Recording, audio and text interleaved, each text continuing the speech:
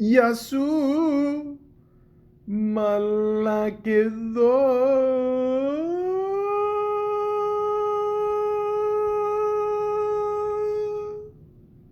Welcome to the Malaka podcast. DMX.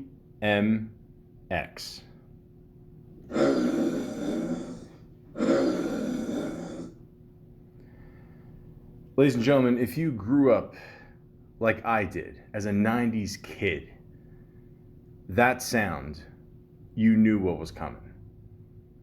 DMX dominated the charts in the 90s and even in the early thousands. He came out with hit after hit song with a grimy rap voice that was extremely distinctive. You couldn't get past it. And unfortunately, just a few days ago, he passed away at the age of 50. And I don't know. I can't believe it, honestly. I mean, I know that DMX has had his struggles, with drugs and, past demons and all that. But, I mean, 50 years old, man. I mean, that's way too young to go out. Way too young. And, yeah, it sucks, especially in today's day and age, where you don't have a guy who is that, aggressive in rap. I mean, not that I could see. I mean, I don't think anyone comes close to DMX. Maybe nobody ever will. And it just sucks that he had to go before his time, And you just assume that, I mean, DMX would just, get past all this and, it sucks. It really sucks. And if you guys don't mind, I like to go on Wikipedia, the free encyclopedia, and talk a little bit about DMX and talk about my favorite albums and favorite songs and just, help celebrate this man's life, because I really believe that, I've said this before and I'll say it again. If you always remember somebody, you always talk about them, cherish them, and remember the time that they were here, they're never forgotten. So, and DMX definitely made his mark in rap, for sure. Just in the music industry by itself. So, yeah, rest in peace to DMX, and let's get started. Earl Simmons, born December 18th, 1970, and passed away April 9th, 2021. I just want to point out that April 9th is my birthday, and this was not a very good message to get on this day. So that, again, really sucks. Sorry, just a side note, I remember growing up and like a few days before this, the great Sam Kinison died. Kurt Cobain died a few days before this. Just, I don't know. April, it's a good month and a bad month. I'll just say that. Anyways, known by his stage name DMX, Darkman X, what a lot of people call them. I always called him DMX. I always thought DMX was a really cool name. Was an American rapper, songwriter, and actor. He began rapping in the early 1990s and released his debut album, It's Dark and Hell is Hot, in 1998, to both critical acclaim and commercial success, selling 251,000 copies within its first week of release. DMX released his best-selling album, And Then There Was X, in 1999, which included the hit single Party Up, Up in Here. His 2003 singles, Where the Hood At, and X Gonna Give It To Ya, were also commercially successful. He was the first artist to debut a #1 album 5 times in a row on the Billboard 200 charts. I'm sorry, I just gotta stop. I mean, think about like how crazy that is, okay? It's not even like you work up to #1, like when you come out with your first 5 albums, like it happened as soon as you release the album, it's #1 5 times in a row. He did this. That's phenomenal. DMX was featured in films such as Belly, Romeo Must Die, Exit Wounds, Cradle to the Grave, and Last Hour. In 2006, he starred in the reality TV series DMX Soul of a Man, which was primarily aired on the BET cable television network. In 2003, he published a book of his memoirs entitled Earl, the autobiography of DMX. So not only did he accomplish, what he had to do in music, for sure, but also he was in a bunch of movies. And I actually remember the TV show he had on BET. It was funny because like his neighbor was like this old white guy, and I forgot his name, but he would just always talk to him and relate to him. And I remember like years later, they asked him about it, like, are you still friends with him? No, he moved, and that's it. He just disappeared. But I always liked DMX's sense of humor, man. The guy had a really good sense of humor. I just want to get this out, because a lot of people don't, realize. A lot of people just see his like criminal record and just the persona he carries, and everyone thinks he's like this like big scary guy and everything. He's just, a normal dude like everybody else, but he had a really good sense of humor. And the one thing I always remember is, there's tons of stories out there, but obviously a lot of people always said that he should have done a Christmas album because he did his own version of Rudolph the Red-Nosed Reindeer. And just go on YouTube, you can see it there. Maybe he was going to do it one day. I don't know. Who knows? But he did it so well. Like at one point, he's just like banging on the tables, doing his own beat, putting in his own ad libs, whatever and all that. And I can't do it well. I'm a white guy. I'm sorry. But, just go on there and check it out. Like it's really good. Every Christmas, I enjoy listening to it. So, and it just shows like, what kind of person he was. He wasn't like this, he was a tough dude, don't get me wrong. I'm not trying to downgrade him or nothing like that. But, the guy, like I said, like he had a great sense of humor and he was just like everybody else, and, very saddened, that we lost him this early. They always say the good die young. So, I think DMX had a lot more,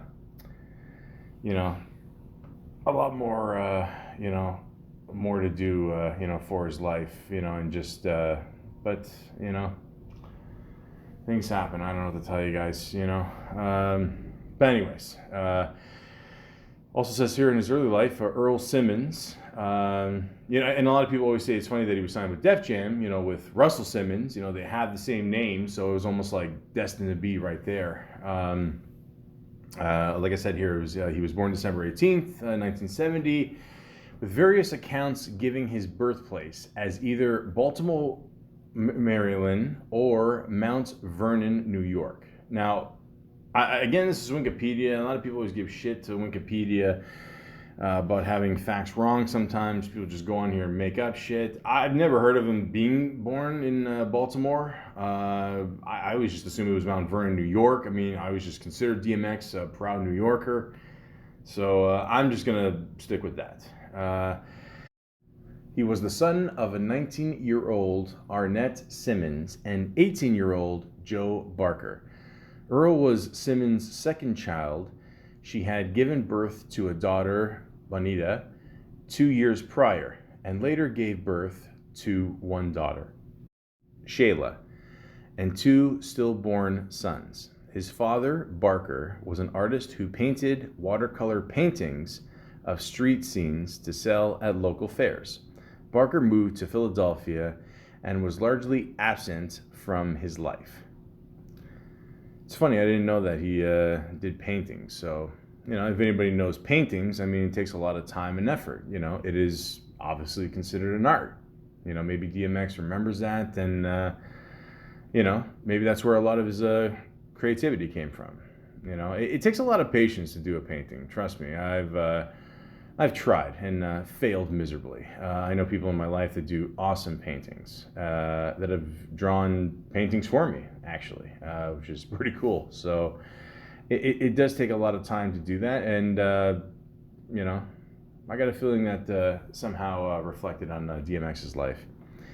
As a child, Simmons suffered greatly from bronchial asthma, being taken to the emergency room almost nightly due to him waking up unable to breathe. He was raised as a Jehovah's Witness, but became disillusioned with the faith after an incident where he was hit by a drunk driver while crossing the street. A month later, an insurance representative went to his house to try and reach an agreement to prevent his family from suing. Simmons claims he was told that his family could have been awarded a settlement of $10,000 and possibly even more for the injuries he sustained, but that his mother rejected the settlement as she claimed that Jehovah's Witnesses are taught to be self-sufficient, although the group's official doctrine at the time did not prohibit suing or receiving settlements. Now, ladies and gentlemen, I'm not going to lie. I don't know much about Jehovah's Witness. I remember one time I skipped school and I was just in the living room chilling, watching some TV, and then they came to the door.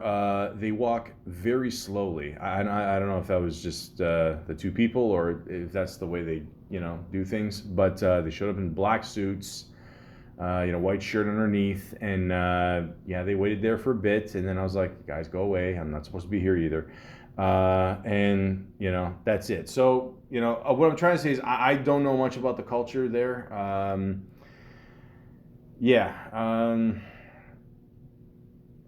Maybe they could have got this settlement. I mean, more than likely, obviously, but, again, like, you think of things like this, like when you're a kid and you still remember them, you're like, well, when someone, wants to give you money for something, maybe you just want to take it and don't ask questions. So I don't know. Maybe this is something that DMX, remembered later on in his life, for future deals, with a record label, who knows, but I don't know. It's something I wouldn't forget, that's for sure. Simmons went through a disjointed childhood that included being beaten by his mother and her various boyfriends so badly that he lost teeth and sustained numerous bruises and cuts on his face. Now, let me just stop right there. Again, I don't know a lot about Jehovah's Witnesses. I don't care what religion you are. That's just wrong, okay? No kid deserves that, and like to lose teeth, that's... Shit, man. I remember losing teeth to the tooth fairy. That's it. But other than that, all jokes aside, that's fucked up, man. Like, no kid deserves to go through that. Due to poverty, he slept on the floor with roaches and mice crawling over him in the night. When Simmons was 5 years old, his family settled in public housing in Yonkers, New York.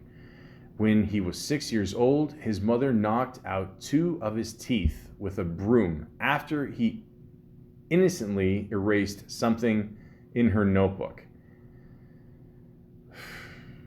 I'm going to say this again. I don't know anything about Jehovah's Witnesses, but these guys, holy shit. Anyways, this is wrong, guys. This poor kid. At school, he threw chairs at teachers and stabbed a kid in the face with a pencil. Yeah, imagine that, guys. You're abused all your life and then you lash out on other people. This is what happens. I tell people this all the time. Like, your demons, if you're a parent, your demon should not carry over to your kid. You have to deal with your own shit, okay?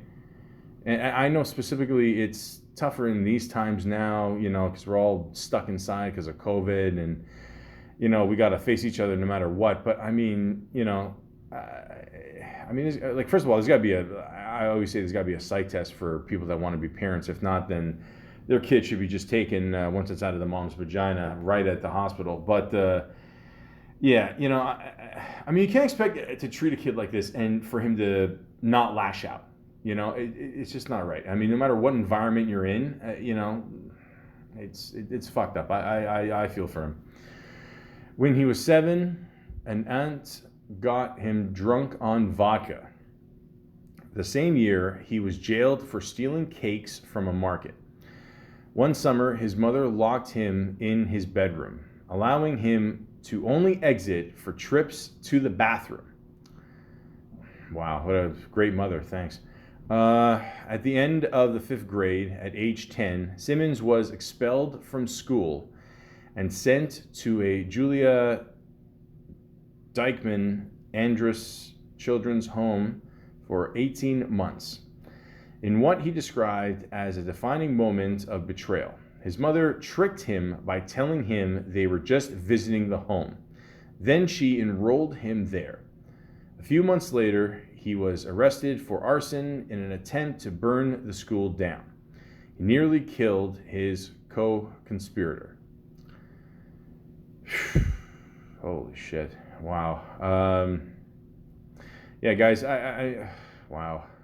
Holy shit. Oh, man. I know he went through a lot of shit, but wow. Again, no kid deserves this. I mean, I remember there's a similar story with Babe Ruth where, I don't know, they had 3 kids, the family, and then they couldn't deal with him, and they just dropped him off at the orphanage without him knowing anything either. And I honestly don't understand people's mentality. I just got to say this. I got to get this out of the way. I mean, I honestly don't understand, a parent's mentality of doing this. Like, I get it, like in the sense where, a lot of times maybe you feel you don't have the capacity or the, whatever, to be a parent. But I mean, to take it on your kid, and to treat your kid just like garbage. I mean, I don't know how you can live with yourself, honestly. I mean, this is just, it's crazy, And you can't blame him for lashing out, I mean, he's a young kid, he doesn't know who to trust, and fuck, man, I don't know, I'm really sorry he had to go through this. When he was 14, Simmons began living on the streets of Yonkers to escape his mother's abuse, sleeping in Salvation Army clothing bins and befriending stray dogs. So there you go. I mean, that's, like right there, that's a huge part right there. So it tells you right there that, he's been through all this shit. He can't even depend on, people to be there. Friends, I don't know where his friends are at this point. Family, definitely can't depend on family. I mean, any aspect of his family, So what does he do? He depends on stray dogs for company. And DMX has talked about this a lot in interviews, why he likes dogs. You basically, he basically says you get the truth from dogs, there's no lying there, and it's true. Like, in many ways, like, I think that's why a lot of people have pets, especially dogs as pets, they're just loyal, you treat a dog nice, they're going to treat you nice. And yeah, at this point he couldn't trust humans, so where does he turn to? He turns to dogs, and that's obviously later on, is part of the whole persona there of DMX, and that's where it started. Shortly after he began doing this, his mother once again sent him to a group home. During his stay, Simmons bonded with other students from New York over their shared love of hip-hop music. After performing for his friends, they encouraged Simmons to continue writing music at the behest of his teacher. When he returned home, Simmons met Reddy Ron, a local rapper who was impressed with Simmons' beatboxing skills and asked him to become his partner. Simmons chose the name DMX.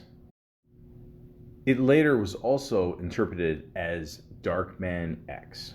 Now, I'm not going to lie, DMX sounds way cooler. I mean, I don't know, growing up, I don't remember anybody calling him Darkman X, like I said before. I think DMX sounds way cooler, for sure. I mean, I remember growing up with like the bikes, like BMX, I always thought that was cool. And just to have like a short, like just something simple, 3 letters, DMX. That's it. It just sounds tough. I mean, if you have X in your name, it's going to just sound tough, And DMX was a cool dude, tough guy, and it just fit his whole persona, for sure. As a freshman at Yonkers Middle High School, DMX was the second fastest on the track and field varsity team. However, he had bad grades and a sparse attendance record. He turned to robbery as a way to get out of poverty. His first was a purse snatch in Yonkers that netted him $1,000, which he used to buy a new leather dog collar and dog harness for his dog, and a pair of Timberlands for himself. By the end of the year, he attended school just to rob people and was robbing 3 people per day. He then turned to carjacking. You know, when you're, so a lot of people don't get this mentality. They think, oh, okay, you're good in track. Like why don't you just like keep up your grades, and then you can, maybe you can turn that into something. Maybe you become, who knows? Maybe you can go to the Olympics, some kind of athlete, whatever. But people don't get, like, you're abused for so long. And then, and you have nothing. And then you have this mentality where it's like, you know what?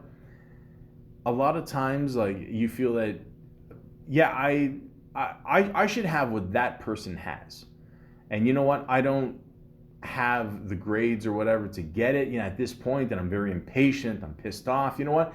I'm just going to take it. Literally, I'm just going to take it. And that's what people don't understand. It's just, of course, when you're younger too, like, you don't know right from wrong yet. You're still trying to figure shit out. Hopefully you don't fuck up that much where it costs you the rest of your life, but I get it. I mean, I really do. It just gets to a point where, you're just like, fuck it. I'm just going to do things for myself. And, you hope over the course of time, it gets better, but some people get out of it, some people don't, And again, I just want to point out, like, with the money he got, he didn't put it towards, like, his family or friends. He bought something for himself, Timberlands has always been a popular shoe, and he bought something for someone that has always been there for him, his dogs. And again, like, this is the loyalty that he has to his dogs. And, he just knew that, they would be way more appreciative than, his friends or family, would if they got a gift from him. And, I mean, again, like, these are, these animals are the ones that have always been there for him. Also, too, like, I want to just say this, like, I did a podcast about dogs, and, I grew up more of a cat person than dog person, but, like, I understand, like, the loyalty of, like, a dog being there, and you gotta assume, too, like, a lot of these dogs are probably, just the size of DMX at the time, or maybe a little smaller, whatever, but, they're, it's good to have, someone, that, like, if you treat them well, and if they, like if you need protection one day, like, they'll be there for you. Romans used to have, like, dogs, like big dogs that would just protect, the royalty there. And, it's pretty much the same thing now. And, DMX, again, that was a huge thing of his persona, and it went so well together. I remember in the song, the Rough Riders anthem, which we'll talk about in a little bit, there's a great line in there, and he says, "Let a dog roam, and he'll find his way home." I thought that's one of the best lines in the song, and it's true. I mean, he's basically saying that, let a guy do his thing, let a man does what he does, let him go out there, and in the end, he'll come home. Now, he could come home to, maybe he means, like, he'll just come home and, be himself once he's at home. Maybe he'll come home to his woman and say, look, I've seen what's out there. I've done some shit, whatever, and now I'm home again. There's a couple things there. But, like, in the end, the dog itself, like, the idea of, the whole dog, persona is just, sometimes I'll lash out, sometimes I'll be loyal, sometimes I'll be happy, it's just different moods. But in the end, I will come home. I will be myself. So I always thought that was pretty cool.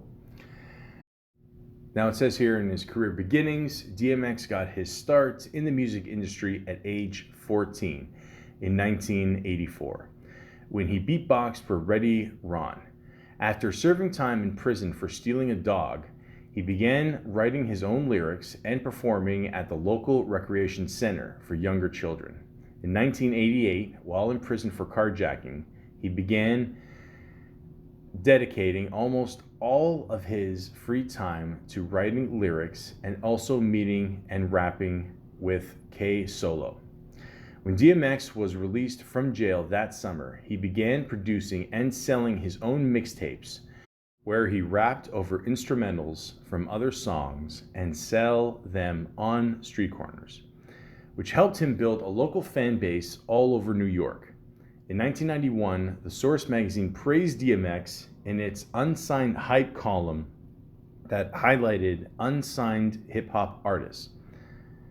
Now, just let me say this. The Source magazine was huge in the 90s. I mean, again, this is before the internet, all that. So when you got unsigned hype, it's basically, saying, okay, this is the next person to blow up. This is going to be the person that, watch for him, in the next year or two, whatever. He's going to, he or she could get an album and, just blow up at this point. So this was like a really big deal. I mean, like I remember seeing the article about Biggie in there.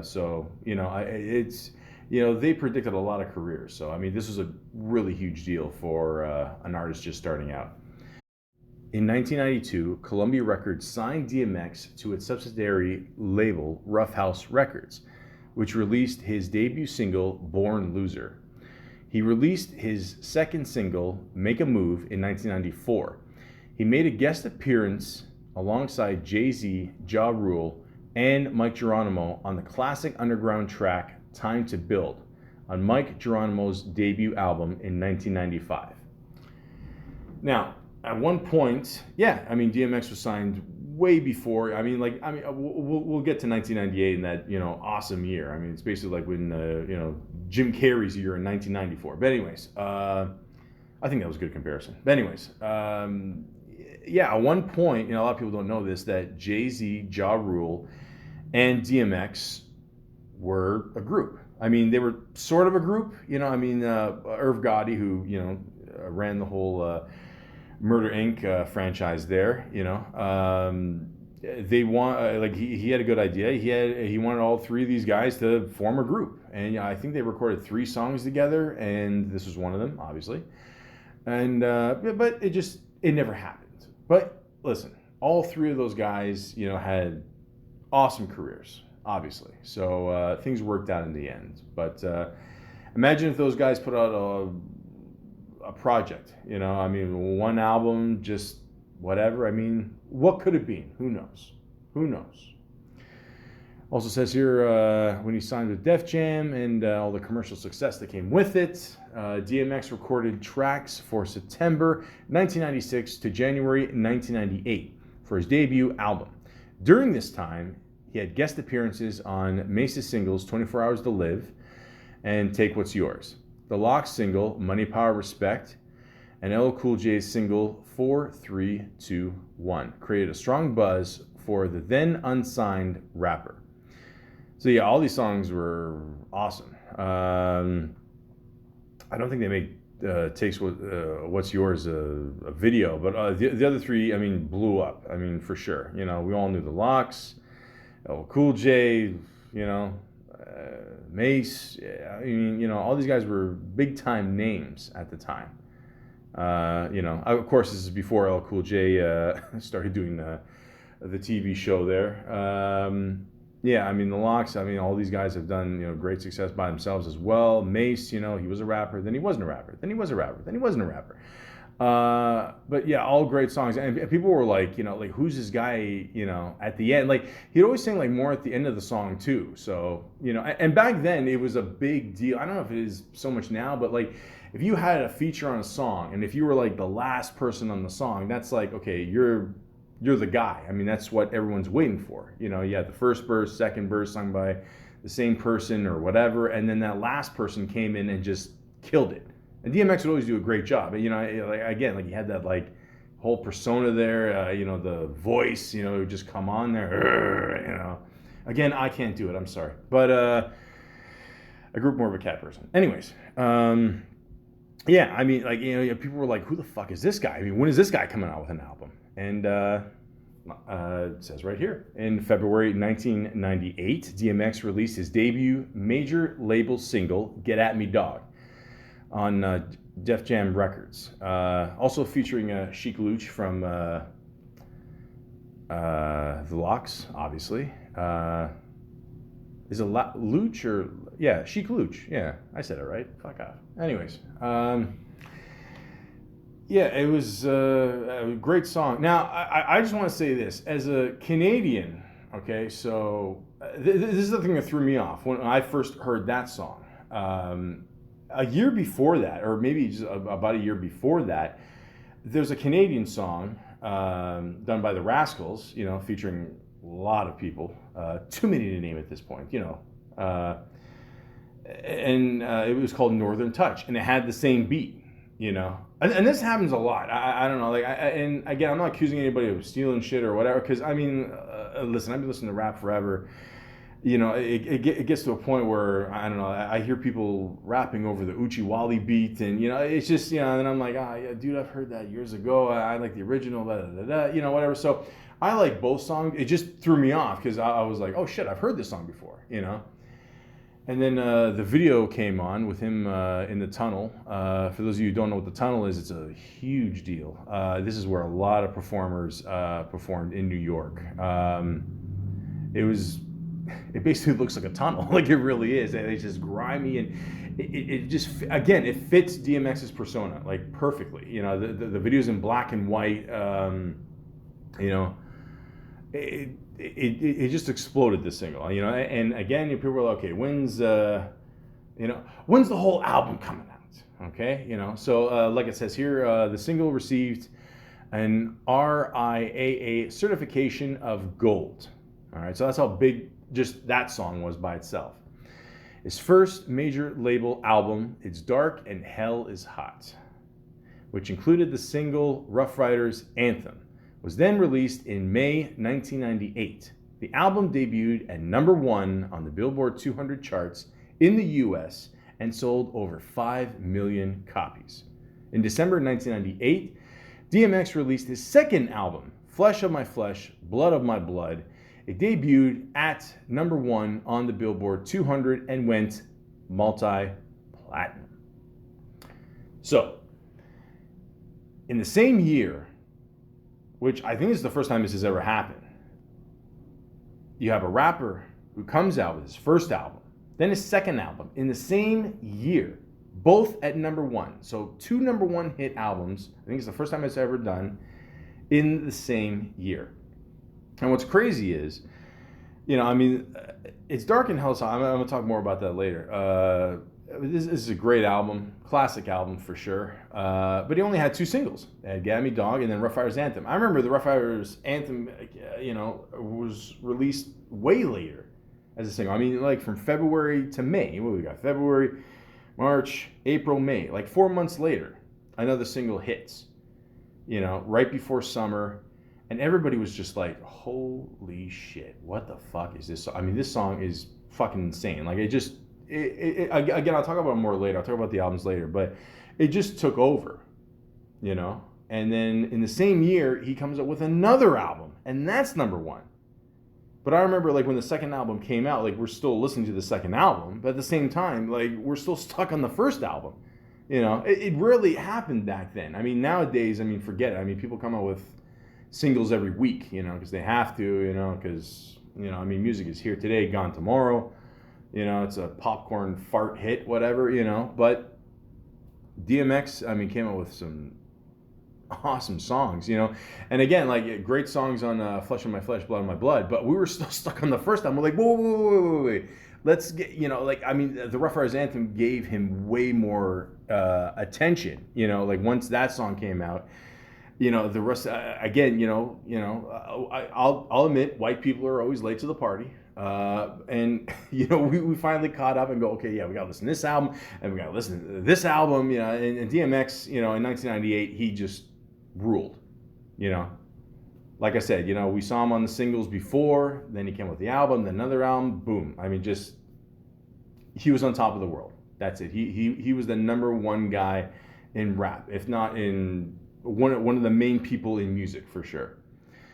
DMX released his third and best-selling album, and then there was X, on December 21st, 1999. It was his third album to debut at number 1 on the Billboard 200. Its most popular single, Party Up, Up in Here, which I guarantee you've heard in like that's probably one of his number 1 trademark songs, just because it's a good song to go nuts to, party to, whatever. You've heard it in movies, music, TV shows. Of course you've heard it in music. Fuck it, it's DMX. It was just crazy. Became his first top 10 hit on the R&B charts and was nominated for a Grammy Award for Best Rap Solo Performance at the 2001 Grammy Awards. The album was certified 6 times platinum. Okay, let me repeat that. 6 times platinum. Okay, will that happen today again? No. It probably will. I'll bet it'll take like, fucking 10 years. But anyways, and was nominated for Best Rap Album at the 2001 Grammy Awards. In 2000, DMX also made a cameo appearance in the Sum 41 music video for Makes No Difference. Which, I'm going to be honest with you, I know Sum 41, I'm Canadian. I did not know that. I did not know that. I always remember that one funny clip of, I think it's the same group, the lead singer in that. I remember when Paris Hilton was just coming up, and he took her to like a club or something, or a bar, and she was like at least 2 feet taller than him, and like he couldn't get, the poor guy, I don't think he could get in because I don't think the guy believed that he was his age, or maybe he had to like show his like ID or something. I don't know. There's a clip of it somewhere. I just remember watching it back in the day. But anyways, yeah, DMX again was just on top of the world. I mean, this was just shit. Like, this was just insane. And then, like I said before, I mean, just like hit after hit after hit, album. It's crazy. Absolute crazy. I mean, again, this was a sound like we didn't really hear. A lot of people say like, okay, Pac died, Biggie died, who's going to be the guy to like take over, And there were a few people that, took over. Obviously you can say Jay-Z, obviously took that, took the reins over, he even said it in The City Is Mine, which is one of my favorite Jay-Z songs, but DMX was a huge part of that, like, scene, man, where we just need that, like, toughness in rap, that grimy sound that just came out, and like, you could feel this frustration. It wasn't just like, like, and again, I'm gonna get shit for this, but just people mumbling today and whatever, and some of it's good, I get it, whatever, but you could feel his frustration through his song. It was almost like he was like, like a lead singer of a rock group. You felt it, you really did, man, like through his lyrics, and it was just awesome. But then it's great here, and it says, his religion, DMX was a Christian, and stated that he read the Bible every day. So here you have this guy who's like, a really tough persona, he's been through so much shit in his life, and he went through all this shit, and then on top of that, he's the number 1 artist in the world, and every day he still reads the Bible, just to comfort himself. Nothing wrong with that. I got a Bible by my bed. I'm not very religious. I'm a Greek Orthodox. My Bible was actually given to me when in grade 5 in public school, if you could believe that shit. But if that's what you need to go through in life, if you need some kind of spiritual guidance, I'm all for it, man. If it makes you a better person, go for it. It says here, while in jail, DMX stated that he had a purpose for being there. He said, I came here to meet somebody. Don't know who it is, but I'll know when I see him. And I came here to give him a message. And that message is Jesus loves them. There you go. And again, how many people, to this day, even everything that we're going through today, like how many times do we pray to God, pray to Jesus, and just hope the shit's going to be over one day. And, even before all this, I mean, how many times do we just pray and just, why are we going through this? Why are you putting me through this? Hopefully we get a solid message there, and, people can back us up. Somebody up there, a group of people, one person, who knows? Somebody can back us up there. So, it's a big misconception of DMX. I always felt, people just saw him as this rough dude, and again, I'm not saying he didn't have his troubles, but how many people turn to the Bible and want some answers? DMX was a traditional deacon in his Christian church and inspired to become ordained as a pastor, stating that he received this call in 2009. In 2016, he gave a sermon at a church in Phoenix, Arizona. In April 2020, he held an online Bible study and asked people to accept Jesus as their Lord and Savior. There you go. He fulfilled his wish, like a lot of us, we don't have that chance to talk to a lot of people on a big scale. With me in this podcast, that's my biggest thing, and a lot of people do the same thing. Whether it's SoundCloud, Spotify, YouTube, whatever. And it was good that a guy in the public eye like DMX was able to reach out and fulfill his dream and talk to a lot of people on a big scale. I think that's pretty awesome. Speaking of big scale, it says here DMX was the father of 15 children from 9 different women. Holy shit. Wow. Actually, it's funny because I heard recently, just when he passed, it was 17 children. So yeah, again, Wikipedia gets things wrong. I'm going to go with 17. You know why I'm going with 17? Because Wendell Clark is one of my favorite players, and he wore the number 17. So there you go. And Wikipedia sometimes does not have the best reputation, but at the same time, I use it every day in my podcast. So there's the irony. But anyways, he married his childhood friend, Tashira Simmons, in 1999, and they were married for 11 years. They had 4 children together. Xavier, born 1993, Tacoma, born 2000, Sean, born 2003, and Praise Mary Ella, born 2005.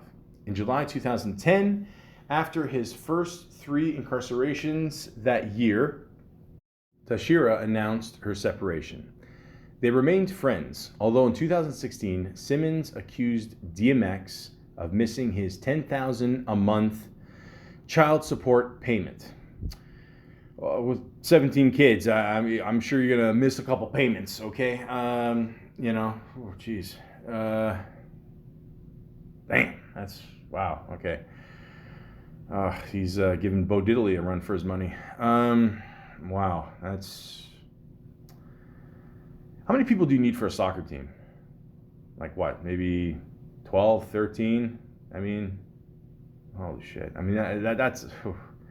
See, again, man, that's got to weigh a lot on you, man. You got that many kids. Wow. Wow.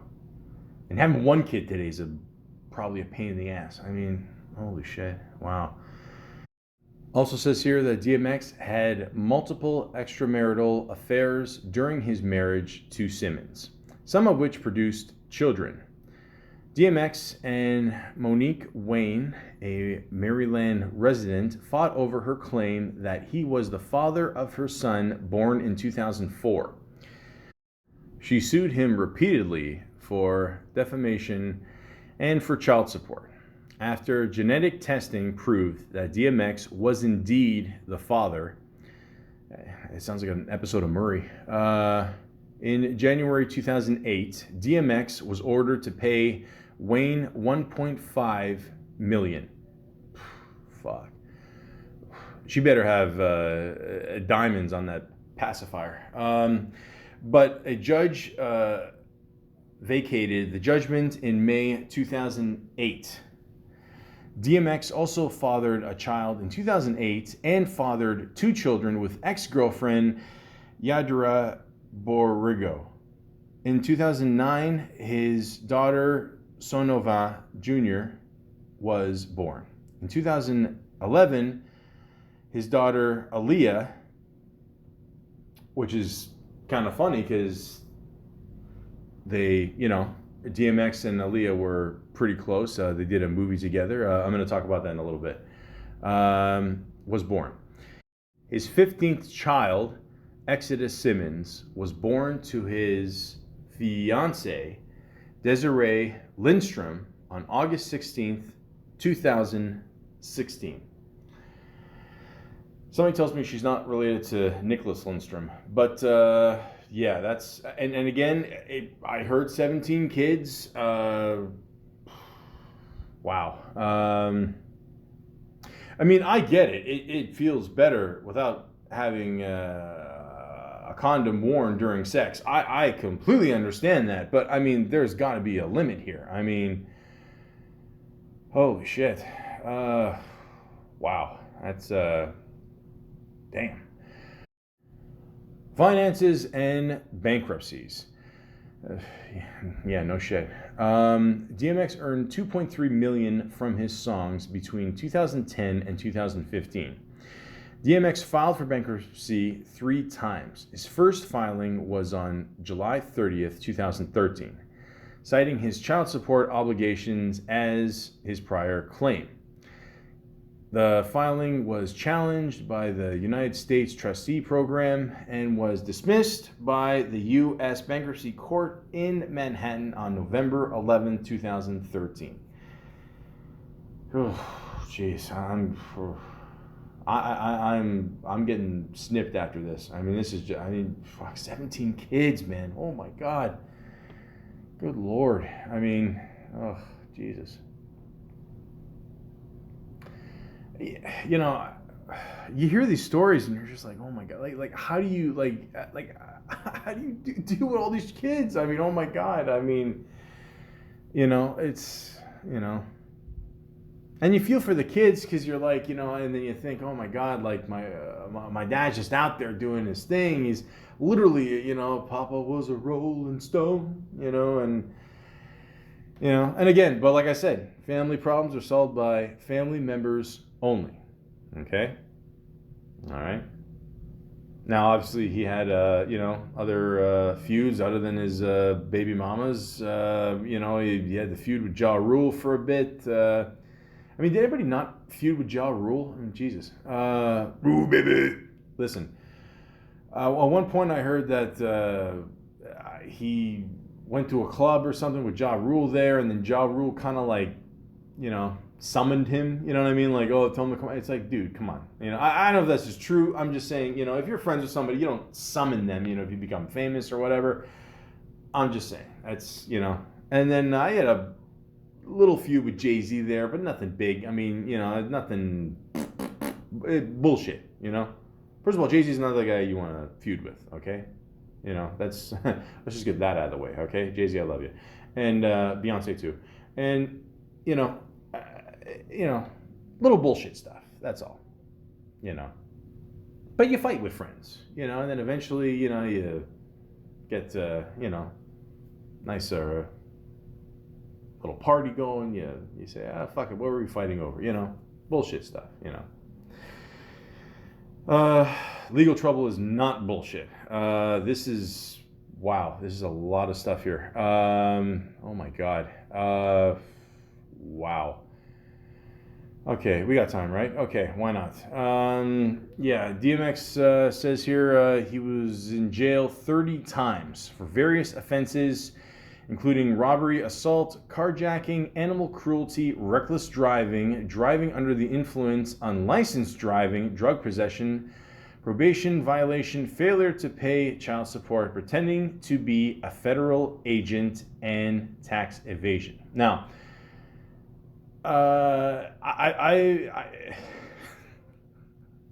it's just DMX, man. I mean, what are you gonna do? I mean, first of all, I don't believe the animal cruelty one. I don't believe that. I just don't.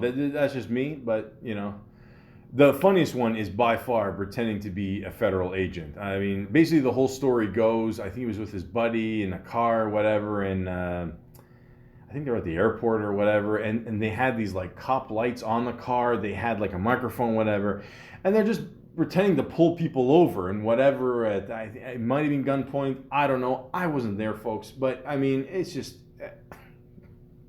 I mean, jeez.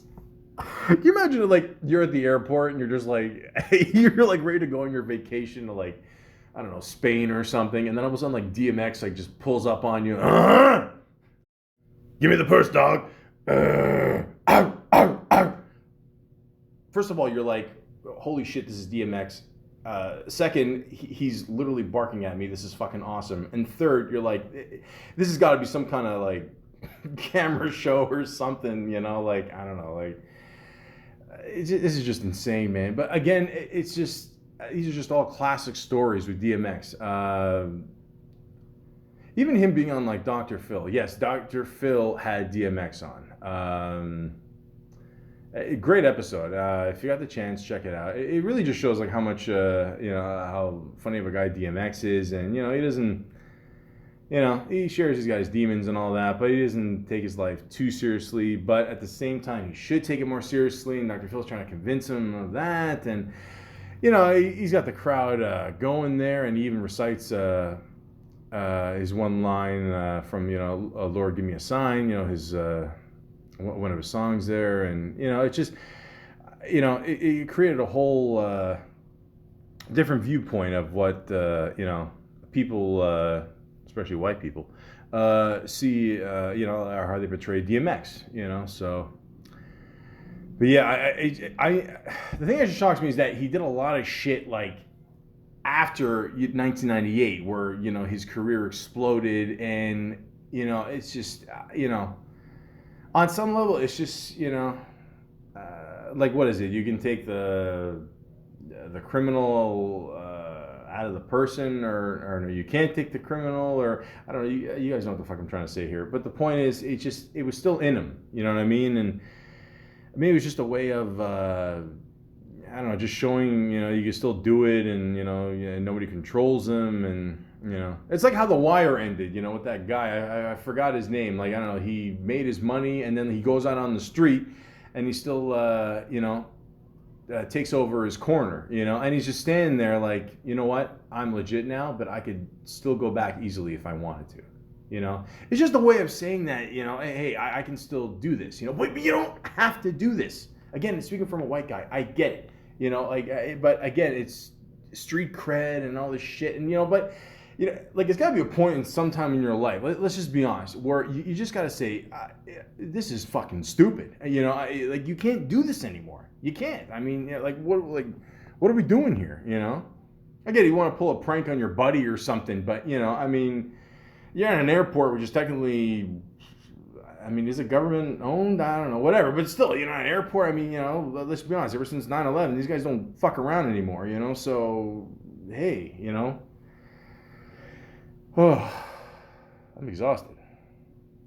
I'm just reading some of these here, and, it's just, it's all the stuff I said, basically, but, holy shit, like, all I'm saying is at the end of all this, the person has to be able to want to change themselves. I'm sure you had people around them that tried to help them, but in the end, it's just one of those things where that's it. You got to be able to change yourself.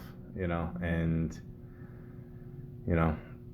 it's tough. It's not as easy as it sounds. You got to admit that you got a problem. You need help. I don't know if he did all this under the influence of something.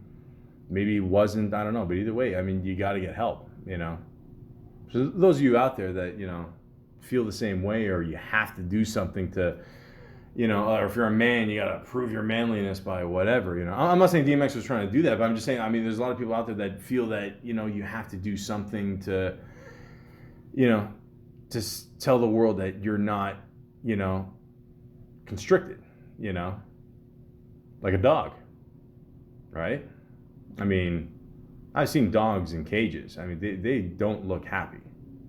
You know, if you're a dog and you're forced in a cage, you know, in a kennel, at a whatever, an animal shelter, or, you know, just like even at home, you know, some big dogs, you know, they put in cages just so they don't rough up the furniture when the owner's gone, you know, for a couple days, or, you know, getting some groceries, whatever, you know.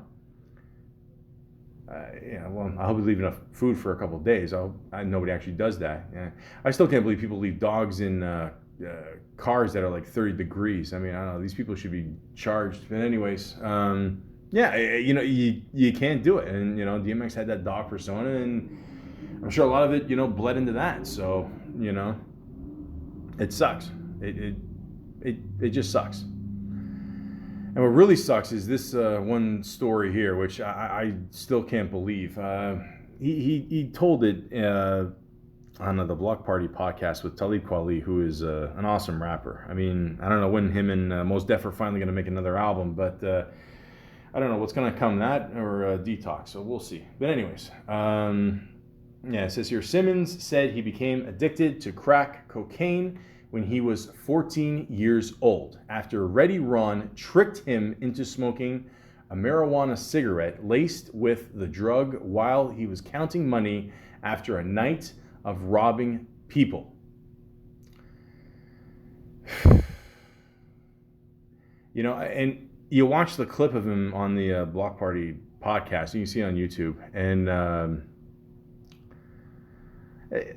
what kind of a fucking asshole offers a kid, or it doesn't even offer, but I mean, that's bad enough, but like gives a kid a laced blunt, like with crack in it, to a 14-year-old. I mean, like, you know, and you can see on the podcast, I mean, he, you know, this is a guy he really looked up to, and again, I mean, like, again, I'm, you know, I got to speak my mind on this. I mean, first of all, I don't think you should be looking up to a guy who, you know, is helping you rob people. I mean, I'm, you know, I'm sure a lot of people might have to point that out. You know, I'm just saying that, like, I get it when you're a kid, you don't know any better, whatever, but still, I mean, to offer a kid crack at the age of 14, that is I mean, you are a fucking asshole, man. I mean, I mean. Holy shit! Like, I mean, that person should be charged with murder, man. Like, I don't give a fuck. I mean, you know. I mean, let's not forget, you know, what's going on right now with George Floyd there, you know, and you know, all these fucking cops, you know, and you know, and later on you see the video of these guys, you know, hiding behind the cop car, and every one single of these guys should be charged with murder. Okay, that's, sorry, I just want to put that out there, but yeah, I mean, this is insane, man. This is fucking insane. Like, how the fuck do you do that to a kid? You know, like, I mean, fuck me, man. It's fucking disgusting. I mean, you know. It also says here, he said that he had bipolar disorder. So, should do a podcast one day about that. But yeah, again, if you know, if you have the disorder, that's, you know, a young kid going through all this shit on top of that, you know, being fed crack here and being bipolar, you know, this is just, oh God, man. I mean, it's no short of a miracle that, like, he just survived all this, period. You know what I mean? Like, when he was young. Fuck, man. This is just, you know, I feel for him, man. I really do. You know, and there's lots of people out there that, you know, I'm sure have to deal with a lot of problems similar to this as well. And, you know, I feel for you too. And, you know, I mean, what can I say? You know, like, worst case scenario, if you can't go to family and friends, I guarantee you that somewhere in your community, there has to be some kind of, like, program that can help you. I mean that, you know, these rec centers, like, I get it because the whole COVID and all that, it's different now, but I mean, there's got to be something out there that can help you. Just talk to somebody. I guarantee there's somebody out there that cares. You know, it's just, I feel for him, man. I honestly do, you know. And no kid deserves to go through this. I mean, this is just, you know, it sucks too, you know, because I always say when you're a teenager, you're just lost anyway. And on top of going through all this on top of this, it sucks, man. I mean, fuck. And then it says here, DMX entered drug rehabilitation several times, including 2002, 2017, and 2019, when he canceled concerts. I mean, that's how bad it got. I mean, that's what you got to do. I mean, it's either you keep going or, and you have this problem. I mean, yeah, okay, it might cost you money, but, it might cost you your life one day too. So, if you got a problem, you gotta nip it in the bud, man. I mean, I know it's, like I said, it's easier said than done, but, you got to do it. It says here on February 10th, 2016, Simmons was found unresponsive in a Ramada Inn parking lot in Yonkers, New York. He was resuscitated by the first responders and intravenously given Narcan, an opioid reversal drug. He responded quickly to Narcan and became semi-conscious. Simmons was subsequently rushed to the hospital. A witness said he ingested some type of substance before collapsing, but police found no illegal substances on the property. Simmons stated that it was from an asthma attack. Was it? Who knows? I'm just glad someone found him on the parking lot. I mean, shit,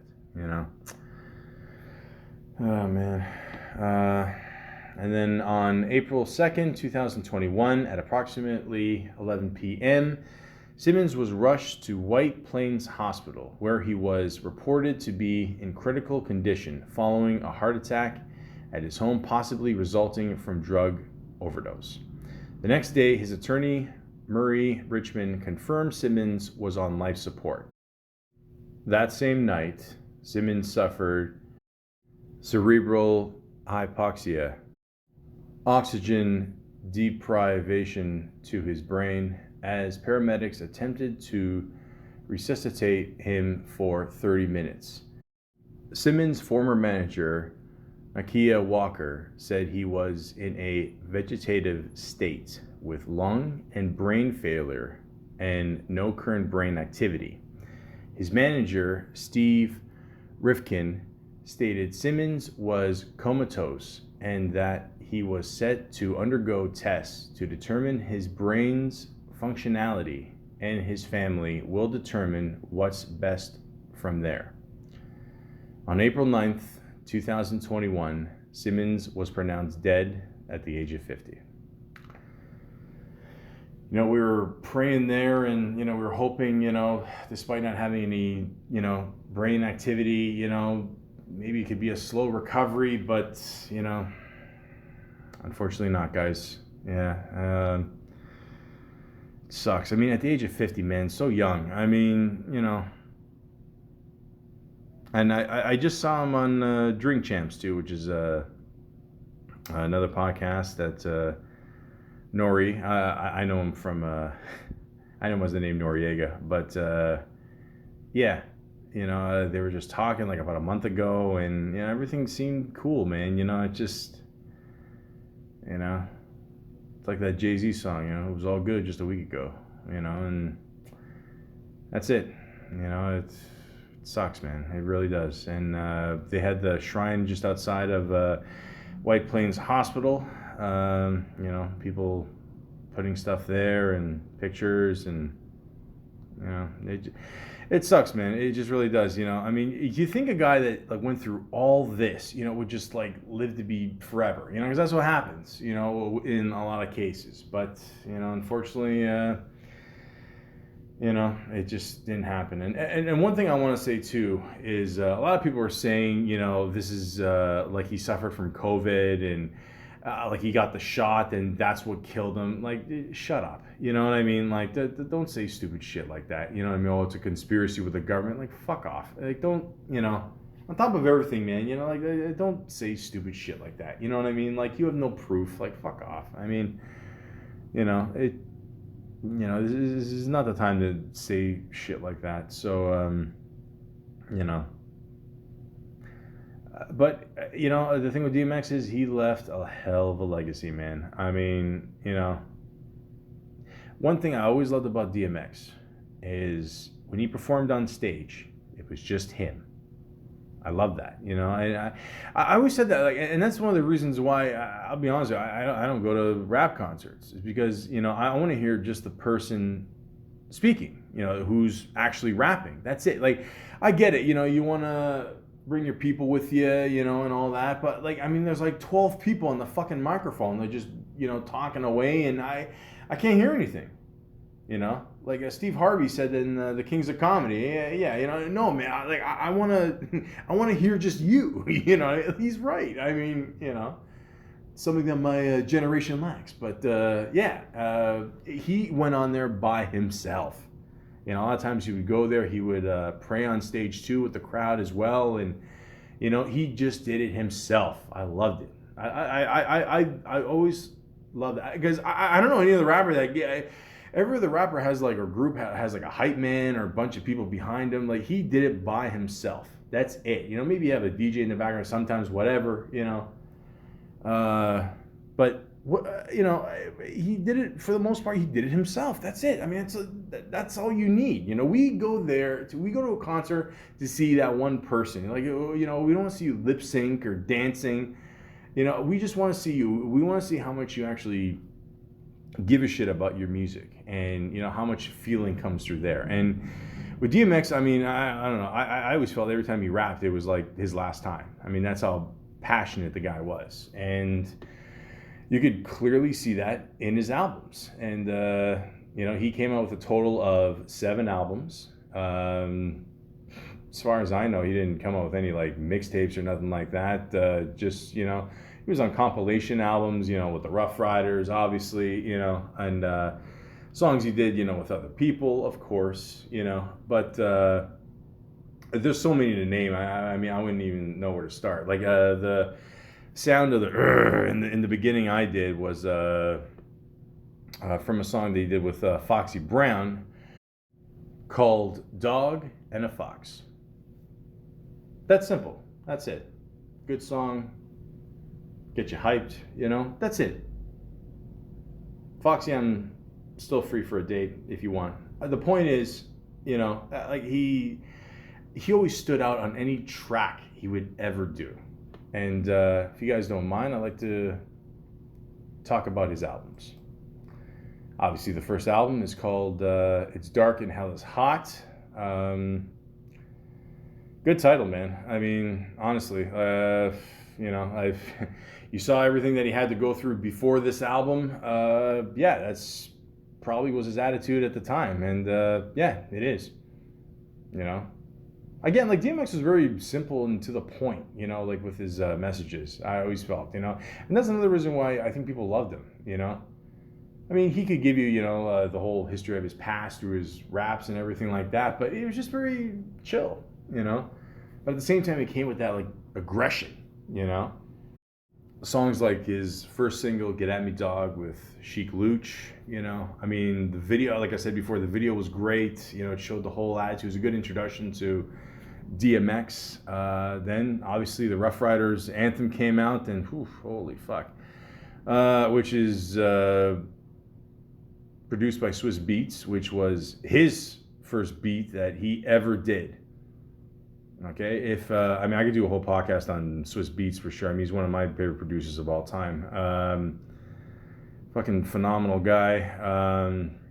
Swiss Beats is a smart dude too, man. I heard at one point he went back to Harvard, like, you know, or just to study at Harvard and just learn more. I mean, this is after, you know, he could really just retire, you know, and just chill. But a guy like that just has such a strong work ethic. He just went there, and it was funny too because he said like nobody recognized him, which you know, again, white people. But anyways, yeah, and I forgot to mention before. Sorry, the "Get At Me Dog" song was produced by Dame Grease, which, you know, had you know, huge influence. Obviously, that started the whole, you know, Rough Rider camp there. You know, the whole Rough Rider you know, group.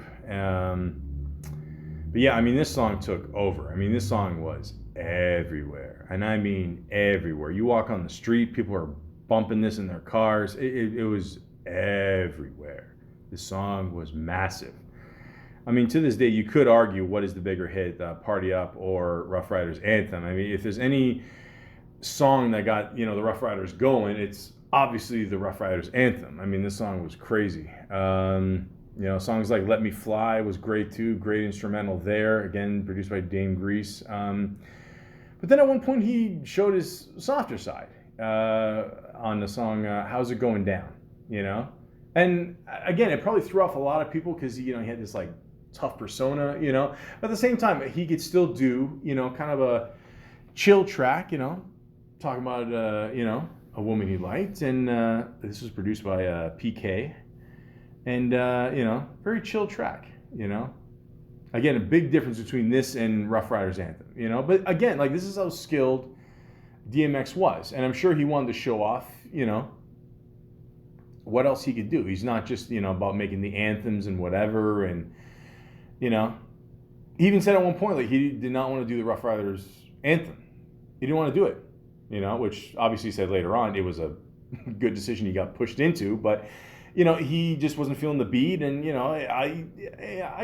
I could see that. It is kind of repetitive, but at the same time, man, I mean, it's just too good to ignore, And, it also started, obviously, a Swiss Beats career. I mean, after that, he was an official member of Rough Riders, because, a lot of people, it wasn't so much they didn't believe in him. It was just he was a young guy. And, but again, like you push and push, and you will be heard for sure. And the combination of that, Rough Riders, Swiss Beats, it's just Dame Grease, like just everything came together perfect on this album. He released singles before, like I said, and they were good, they're okay, but but this, this was the defining moment in DMX's career in the sense where this is who he is. And even look at the album cover. I mean, the album cover, again, it's just him. That's it. He's got the classic kind of like dog chain, that he had. Again, represents, the whole dog persona there. It's simple. It almost looks like a painting you'd see in a museum, like the way it's drawn and everything, and him there. Again, it's simple. I always say, like, sometimes, the simplest idea is the best, and this album, forget it. And then in the same year, he comes out with his second album, Flesh of My Flesh, Blood of My Blood. Now, I got a funny story here. So, back in the day, in 1998, I mean, the internet was around, obviously, but you just couldn't go on YouTube and listen to whatever you want. You'd have to actually go out to what we called a record store. Now, at this time, I wasn't really buying records. We were buying CDs, sometimes cassettes, I don't know. We were just, whatever. You'd like to get the CD. I mean, you're a cooler guy if you got the CD. So anyways, I'm just at the beautiful Thorncliffe Mall in East York, and at the time, I think they had like Sunrise Records or something. And then I go in there with my dad. We're just looking around, whatever, And then my dad at one point sees the album cover, Flesh of My Flesh, Blood of My Blood. Now, if you've never seen this album cover, it's basically just DMX in a pool of blood, and it looks like something out of a horror movie. The theme he was going with here, just the red on the white background, it really stood out for sure, And he's just basically saying, you know what? Again, this is just me, flesh of my flesh, blood of my blood. But my dad saw it, and he's like, like, what the fuck is this? Like, you don't listen to this shit, do you? And of course, my dad is, the classic old school, old school, judges a book by its cover. And I said, yeah, I do listen to it. His first album was great, and I might get the second album just to spite you. And I did. So, but anyways, so the second album, again, great album. I would love to talk about the intro, but I cannot. I'm not saying the word. I've recorded this for about an hour 15. So far so good. I'm not saying the word. It kind of. I mean, that track just kind of sucks you into the rest of the album. And then obviously the first lead single off that was "Slippin'," and again, it threw a lot of people off. Actually produced by 4 people here. It says Simmons, Michael Gomez, DJ Shook, and Grover Washington Jr. again, softer track, just him talking about his past, very chill. It's got that kind of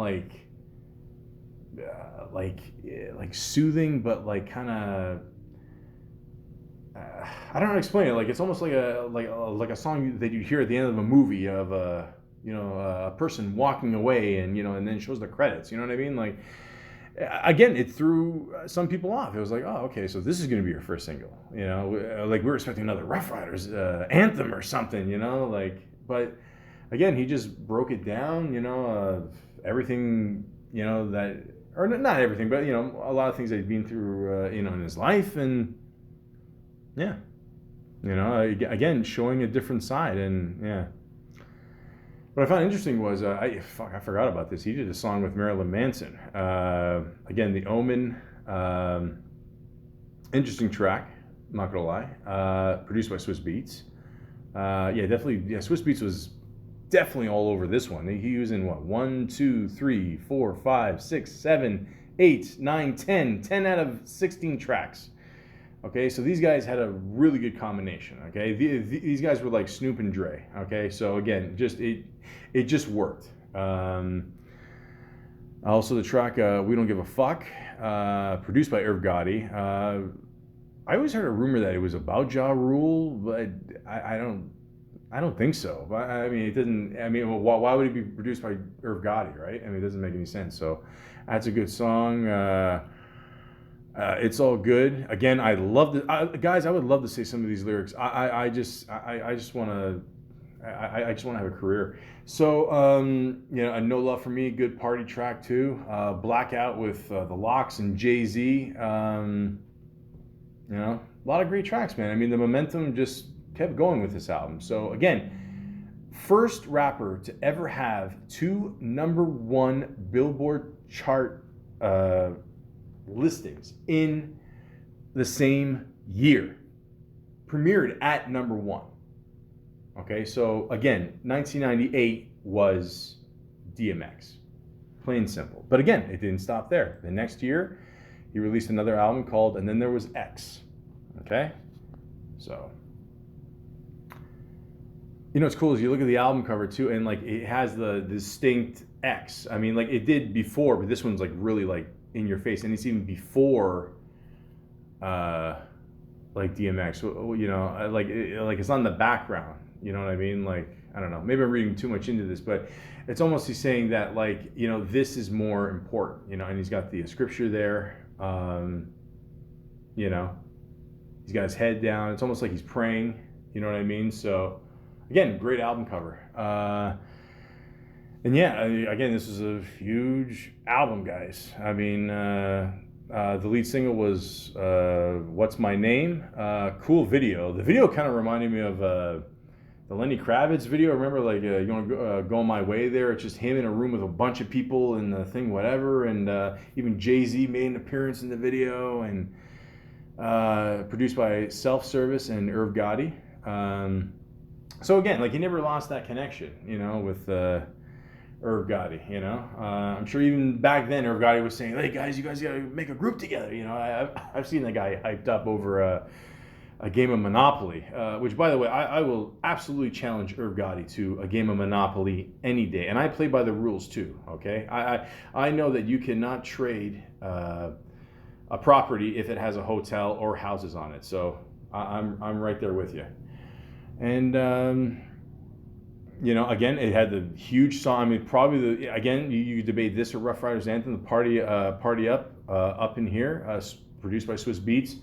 Big song, awesome video. I like at the end of the video, he's kind of like doing a Die Hard thing. He's doing with he's hanging off the building like with the hose, whatever. I mean, the actual hose, like a fire hose. Come on, guys. And yeah, I mean, just another great album. And also, oh yeah, there we go. I forgot about this one. Excuse my French here. What These Bitches Want, featuring Cisco. Now, obviously, we all know Cisco for the Thong Song. There's a great little thing on YouTube about like the whole history of that, and apparently he got sued for saying "Living La Vida Loca." I hope I don't get sued for saying it, but yeah, another great song. Great album, guys. I mean, he just kept going, hit after hit after hit. And then he came out with The Great Depression, which again I think is a really cool album cover in the sense where it shows like the docks there, and like I just think of like on the waterfront, like when I think of this shot, because there was a Great Depression back then, and it was hard to find work, and I think it's kind of like a double meaning. I mean, that's just me. I mean, the Great Depression in the sense, like we weren't going through a Great Depression at that time, but you feel depressed at the same time, because a lot of things were happening at this time, and it was like literally just after 9/11, yeah, because it came out October 23rd, 2001. So yeah, it was a tough time for a lot of people, especially as and DMX is a fellow New Yorker, so great title.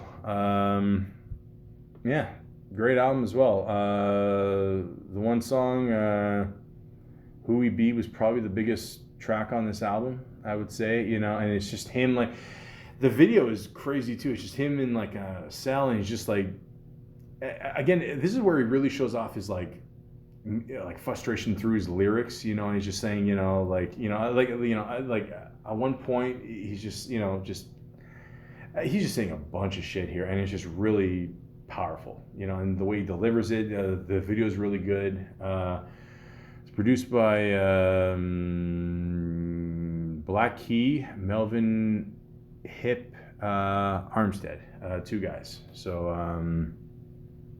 yeah, I mean, pretty crazy. I mean, also some other good songs on here. I Miss You with Faith Evans. I didn't mention this before, but like, How's It Going Down? The album version didn't have Faith Evans, but then the video did. They made I'm not, no disrespect to Faith Evans, okay? I love Faith Evans, okay? Half black, half Italian, that is awesome. But I'm just saying, I like the album version better. I don't know why. For some, I think it sounds so much better. Maybe I was more used to it because I heard it more, but But then he had other good songs too here, like I'm a Bang. It just, you always got to give us those anthems, for sure. And also keep in mind, like when he did these albums, a lot of times he would end these albums with, the prayer, just him, I should have mentioned this before, sorry, but, just him, saying a prayer, and just, again, very spiritual. Like he wanted to basically just end on a good note, I guess. I mean, like, you see this with a lot of artists. I mean, they'll have the album, and last track, it's like, I want to get more personal. I want to show who I really am, And DMX was not afraid to say that, for sure. I mean, DMX, the guy always spoke his mind, for sure. And then you got DMX, next album, Grand Champ.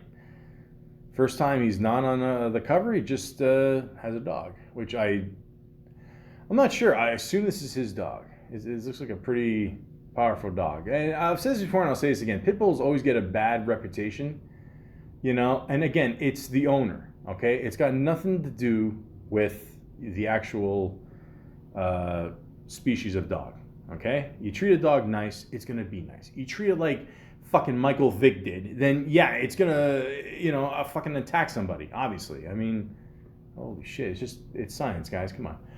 He had big songs on here like Where the Hood At, Get It on the Floor, featuring Swiss Beats. Where the Hood At was produced by Tuneheads, featuring Swiss Beats. More than likely, it's going to be produced by Swiss Beats, which it was. Remember the song? Yeah, Shot Down was a big song because 50 Cent was just coming up around that time too. We Get Rich and Die Trying, that being a big album, and Styles P on the track there, big song. We're back with featuring. I said featuring twice, 3 times, cool. Because it's that good. 3 people: Eve, Jadakiss, DMX. Where can you go wrong? Good little album. And the one track, again, where he got very personal. Lost someone very close to his life. Produced by Swiss Beats, was called Ayo Kato, featuring Magic and Val. The track on here is very cool. I mean, it's got the bongo drums and very, it's something you can chill to, but kind of, I guess you could kind of dance to at the same time. I don't know. It's just, it's a very good beat, you know. Again, it shows like off like how good DMX is, you know. And as a bonus track as well, they did put X Gonna Give It To You. It was on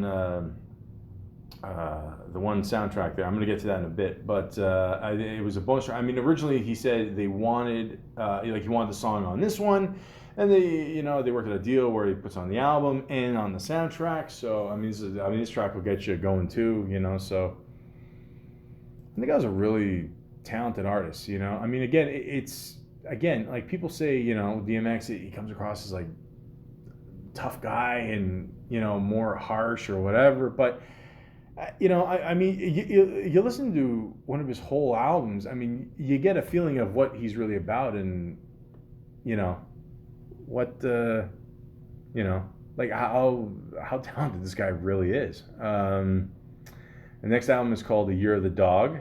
Again, I believe that was the Year of the Dog. I think 2006. I believe they go by the Chinese calendar there. This is pretty simple, you know, just him with a dog. The dog seems way more pissed off.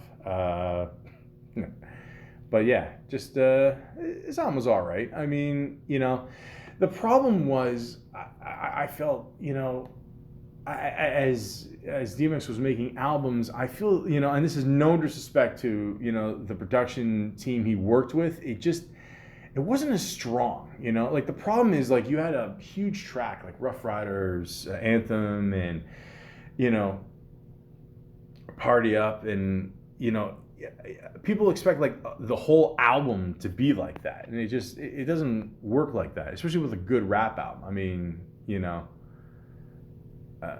perfect example of you know, like Kendrick Lamar. I mean, you got, you know, Bitch Sit Down, you know, you got that big anthem, you know, everyone loves that song, but the whole album's not going to sound like that. You know, he wants to give you a little bit of everything, and that's what DMX wanted to do as well. So, you know, but he still made the big hits. I mean, he have still big songs on here like We In Here featuring Swiss Beats, produced by Swiss Beats, of course. Come Through, Move featuring Swiss Beats and Busta Rhymes, produced by Swiss Beats, of course. Peanut Butter and Jelly. Anyways. Yeah, I mean, this song was okay, you know. It was, you know, or sorry, the album was okay. It was all right, you know. But again, one song that really definitely stood out was Lord Give Me a Sign. And this is a song he even quoted on Dr. Phil. And no swearing, okay? So, you know, he had the prayer song before that, and this was the official last song in the album, Lord Give Me a Sign.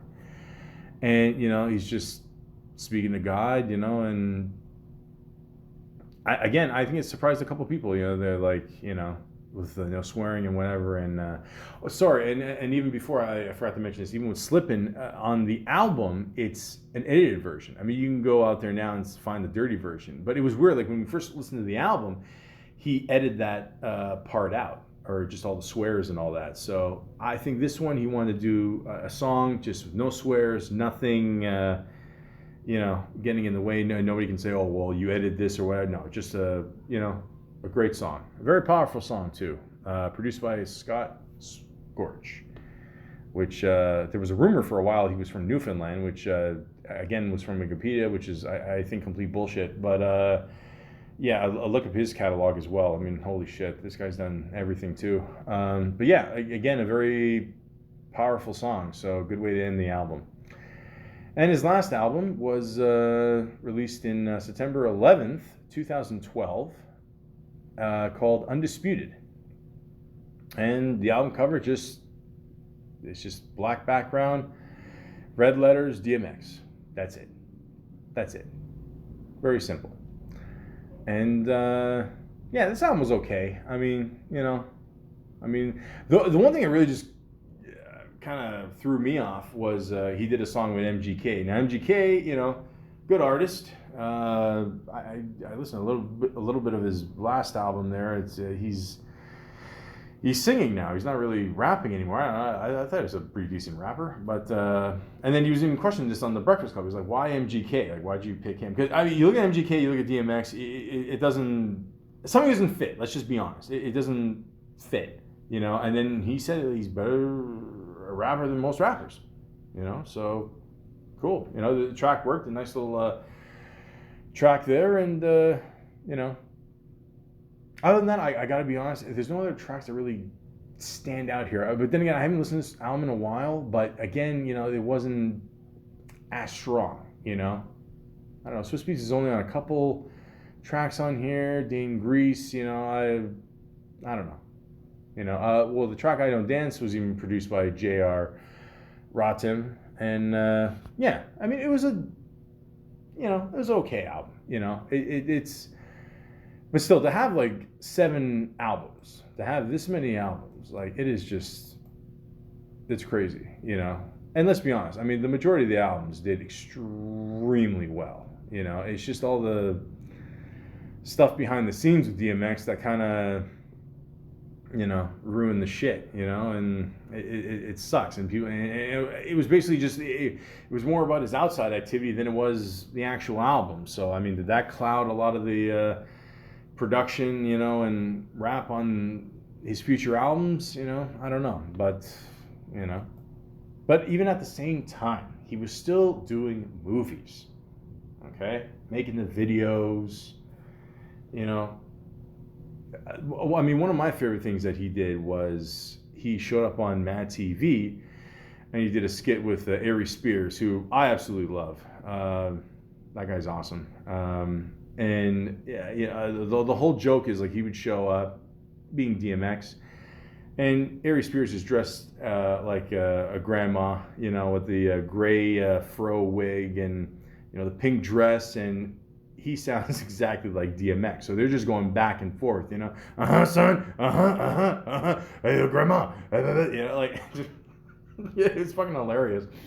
You can see that on YouTube for sure. Definitely check that one out. And one of the biggest things, you know, he did movie-wise was definitely the movie Belly. Belly is a movie that came out in 1998 and directed by Hype Williams. And if you've ever seen any of his videos, it's pretty much a long music video. Visually, it looks beautiful. I mean, that opening scene where they go into the club and take the money and run whatever, and I'm not gonna lie to you, I worked security for many years. That would absolutely never happen. Simply because, one, either the security there is just shit or they don't give a fuck about their money. The money is never counted in the open like that. I mean, and again, I get it. It's a movie, but even I have to admit, it is a fucking cool scene. It's awesome. But the rest of the movie is not like, I don't know, like, you know, but visually, it looks awesome. I will say that. You know, I remember I saw somebody reviewed it online. Was it like Hood Cinema or whatever? And funny clips the guy does. And he said something like it's one of those movies that you could just play in the background and makes your house look cooler. And I kind of agree with that. Like I said, visually, it looks fucking awesome. Like, again, Hype Williams.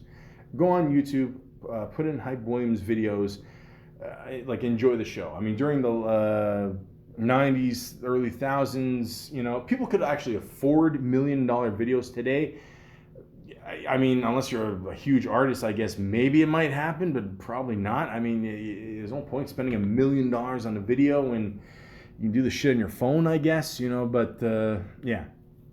But I would check this movie out just because of the visuals. I mean, it was just really phenomenal the way they did it. And, you know, obviously, other than the videos, this was his very first role. I mean, you know, lead role with him and Nas. So Method Man's in there too, and the guy who played the assistant pimp in How High is in it. Yeah, I don't know. I mean, he's in the Banana Weird. I don't know. The point is, just, it's a good movie. I liked it. Check it out when you get a chance, for sure. And then his next major role was in Romeo Must Die. And this is a side with Jet Li, Aaliyah, rest in peace, Isaiah Washington. Yeah, I know. But yeah, this is a cool movie. Unfortunately, DMX is in it for like 2 scenes or something. He's in it like right in the beginning, and then I mean he didn't make it to a 3rd scene. But again, it's a good movie. I like Jet Li. I mean, you gotta check out Jet Li's earlier shit. I mean, it is fucking insane what he did. I mean, it was good in this movie too. Don't get me wrong, but yeah, good little movie. I would check it out. And yeah, and then 2001 happened, and then DMX made a movie with Steven Seagal. Yes, it actually happened. It's on. I see it right on the movie poster. Yes, it actually happened. Isaiah Washington is also in this movie. Okay. Yeah, it's a decent little movie. Nothing, it's what you expect from, a Steven Seagal and DMX movie. I don't know what else to tell you. I mean, it is what it is. But again, why not, put your name out there, man. Just keep doing these movies. I think a lot of this movie was taped in Toronto, I remember. Because I remember the street scenes. I remember you'd see like, I don't know, the buses or the banks or whatever. But yeah, that's cool. So being a native from Toronto, it always holds a little special place in my heart. The fight scenes are hilarious. I'm not going to lie. There's one move, I think, Steven Seagal, where like he puts his hand on the ground and he literally lifts his whole body to kick I'm like, dude, this fucking ain't happening. Hey, bro, you can't tie your shoes, man. Like, fuck off. I mean, but again, it's Steven Seagal. DMX is cool in it, I keep my promises. I remember that line. I keep my promises. And I think he meant that in real life too. So anyways, Cradle to the Grave. Now, what threw off a lot of people was people thought this was like a sequel to the other Jet Li movie because it had like Cradle, the number 2 to the Grave. I don't know. I don't give a shit. The point is, decent little movie. I liked it, and this is where they use the song X Gonna Give It To You. Again, I didn't mention this before, but the last movie, Exit Wounds, Anthony Anderson, Tom Arnold. Always funny at the end there. They always put in their little 2 cents there.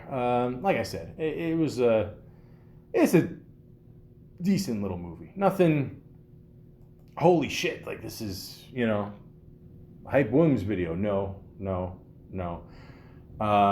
But, again, they came up with the song Back in One Piece with him and Aaliyah. I forgot to mention that before. I'm sorry. I apologize.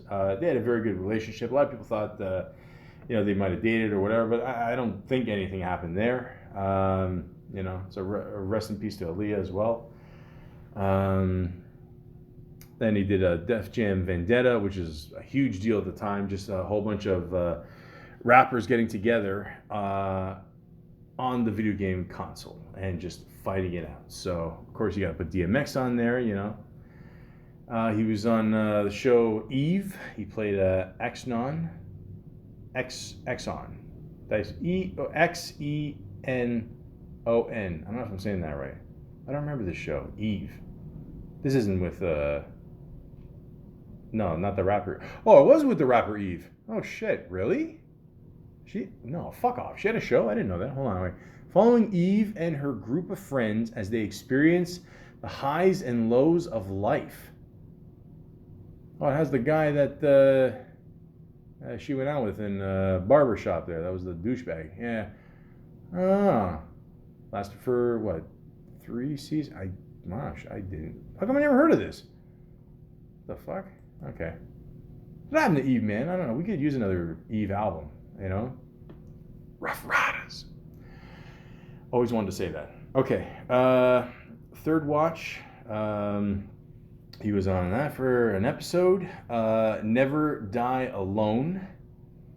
Never Die Alone. I don't know this movie. A drug kingpin's return home touches off a turf war. Okay. I don't know. I never saw this one. Looks like he's like the lead guy though. That's That's what I'm gonna guess. Yeah, I don't know. Was it in theaters? I don't know. I'm not sure, but it looks all right. He was in a bunch of movies here. Death Toll, Last Hour, Lockjaw, Rise of the Kulev Serpent, Jump Out, The Bleeding, Top 5, which I'm not gonna lie, I fucking love this movie. This is definitely one of Chris Rock's best movies.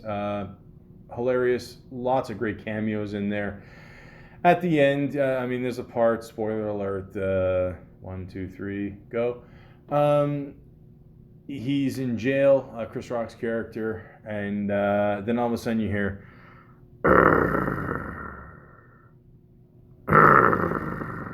and again, I'm a kid of the 90s. I know who that is. I'm like, that's fucking DMX. You know, and he's like, DMX, what are you doing? He's like, I'm DMX. I'm used to jail, whatever. I mean, just, you know, and then he starts singing, and it's a funny scene. I gotta admit, like, I don't know, it's good casting by Chris Rock. I always like Chris Rock because he'll put like rapper singers in you know, his roles. I always liked when Nate Dogg did the whole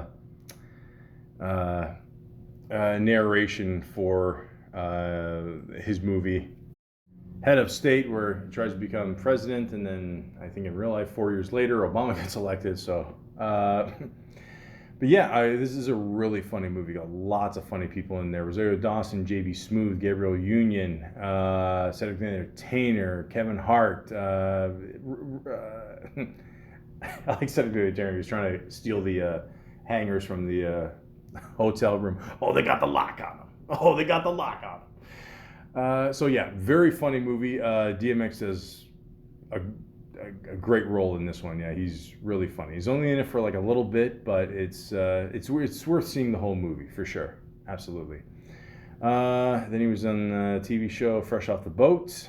Played himself. The After Party, played himself. He was in a movie called Pimp.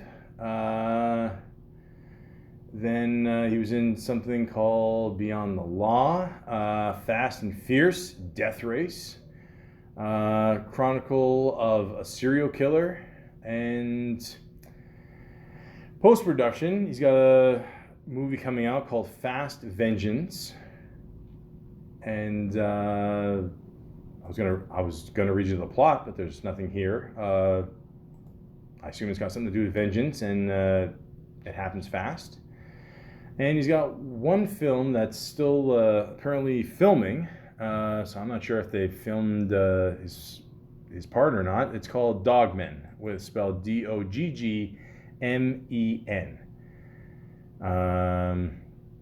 Seems like to be the lead guy. And again, there's no plot summary. So, yeah, hopefully they got his scenes in there. So eventually they'll be available to the public soon. But like I said, it's cool that he did movies. It's cool he did these TV shows. It's even cool that he showed up on Dr. Phil. But the main thing that we're going to remember DMX for is his music.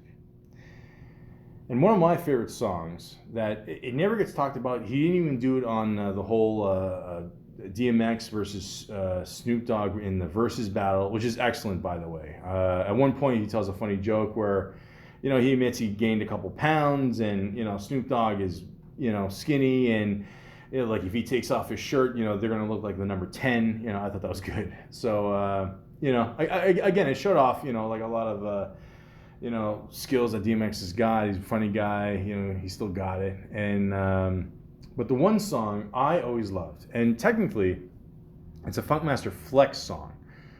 So it's Funkmaster Flex featuring DMX called Do You. And if you ever have the chance, go on YouTube, you can check out the video. The video is good. It's edited, obviously, because, you know, back then, you know, it came out early thousands, you know, so back then we didn't have YouTube yet. People just went nuts, you know. But, you know, listen to the unedited version, and the lyrics in that song are just, to me, I think it's DMX's best song he's ever come out with, just because of the lyrics and what he says.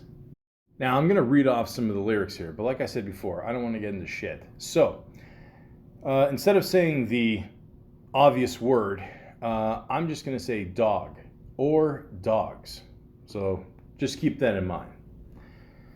Nowadays, cats and little man ain't controlling shit. Talk about holding bricks, but ain't holding dick. Dogs talk real slick, but that's about it. Soon as I see 'em headed my way, I cut 'em off quick. Must you beat me in my head every time I come through? It's shit like everybody tells me I sound just like you. But you got me, and you can't live without me? If I wasn't DMX, you wouldn't give a fuck about me. Ain't about dog, I want to be just like you. How about you wanting to be just like you? You can do what I do just in your own way. Shit, I get dogs that ride big every fucking day. Alright? If you got talent, talent is yours. It can't be mine. And it take you where it's gonna take you. It'll be fine. Let me hit him with a rewind. Do you, and I'll do me. To tell you'll see how real you'll be. I always like that whole verse because he's basically telling the people, people come up to him, I want to be like you, and you're awesome, whatever. People tell me I'm just like you. It's like, you know what? You have not been through what I've been through. Everybody's been through a different situation. You can be just yourself. Like the whole theme of this song is just basically just telling people you can be yourself. Even in the chorus here, it says, do you. Because what it boils down to, it's true. Do you. Because you are held accountable for you. Do you. Is that really what you want me to see? Do you. Because I'm going to be me truly. Ooh-wee. That's it. Just be yourself. That's it. I tell people that all the time. I mean, in the end, your true self is going to come out anyway. So you might as well just be yourself. The second chorus, people are just, telling him, look, he's, I'm this person, oh, you got to listen to my record, whatever. No, in the end, just be you. That's it. Just be you. And then at the end, the last verse, he's just talking about how, how we grew up and, you know what, I went through this. You got 15 years without ever coming out and beat your fist at the world and what they're talking about. Then get locked up every 2 years for 2 years, keep it real, hold back all your tears, face your fears, become a man before your time, rap, but live out your rhymes. I think that's a really cool line. Rap, but live out your rhymes. Don't be fake. I think that's a great line. Let them know what's on your mind, then you'll get your shine. In time, everything you hear will come true. But you won't be doing me, you'll be doing you. I think it's a great song. I mean, great lyrics. This song does not get enough attention. Like I was really hoping he'd play during the verses, to give it more exposure. But it wasn't his biggest hit. But it's a great song. I mean, to me, this is what perfect representation of what DMX is. I mean, if it was on one of his albums, maybe it would have got more attention. But again, this is not a song that should be ignored. If you're a DMX fan, you got to check out this song for sure. And I mean, the message is in the end, just be yourself. Don't be me, You don't know what I've been through. And a lot of us feel like that, especially during these times. We're just sitting at home or we're just trying to get work and, we can't go out as much and we're just wondering like who we are. It gives us more time to think about who we are, and we don't want people to judge us for the wrong things. And, we just want someone to love us just how we are. And that's what DMX was. He was just a normal guy. I mean, he got mistreated and, he went through a lot of shit and, he was able to still, even after all that, like become the number one artist in the world. I mean, that's insane. It's insane, and you know, and he still had his demons. And yeah, you know, surprise, surprise. Just because you're famous, that doesn't mean you're just gonna wipe the slate clean. You're not gonna just forget everything that happened to you. I mean, you know, it'll haunt you. You know, just like anybody else. You know, and it's a shame he couldn't, you know, eventually get over that hump and just, you know. But he even said in an interview, he said, you know, you're always an addict. You know, it doesn't matter if you're not doing drugs, you're always fighting it. You know, we all have our addictions. Could be drinking, maybe drugs, could be food, could be, you know, certain things that we've seen in our life. We're just trying to get through, and yeah, it sucks. I mean, a lot of us, you know, are not able to get through it. But like I said before, it's what we do when we're here that makes a difference, and people will always remember that. And with DMX, he absolutely left his mark. He literally left an X. DMX. I always wondered, like, how he got that name. Like what did it stand for? Like DMX. Like, is it I don't know, David Michael Xavier? I don't know. I mean, who knows? And you know, and it's just such a simple story. Like, he's with his friend one day. His friend got one of those turntables, whatever, and the turntable said DMX, and he saw it and he said, "Oh, that sounds cool. So I'm gonna call myself DMX." That's it. Like that. That's the story. I mean, there's no like hidden meaning there. You know. That's it. I mean, that's how simple of a guy DMX was, and you know, we lost him way too soon. You know, and you know, I'd like to give a shout out to his family and friends, and you know, just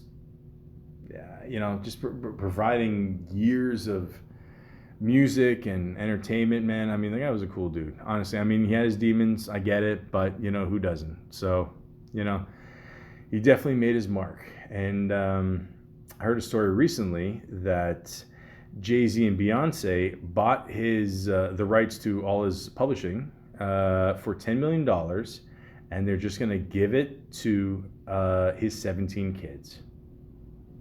That is cool. That's really moving, man. Honestly, like that is a really cool move. I mean, you know, he had a lot of kids, you know, I get it, you know, but now they have something, you know, from their father that they can always cherish, you know, and it's theirs. They own it, you know, like that is so cool, honestly. So big props to Jay-Z and Beyonce for doing that. I mean, that's awesome. You know, it's just sad. It really is. It's very sad that we lost DMX, you know, especially like this, you know. But he will always be remembered, you know. To me, always just a great artist, you know. Something that we definitely lack in today's world, that's for sure. I mean, honestly, if you ask me, I don't think there'll ever be another DMX.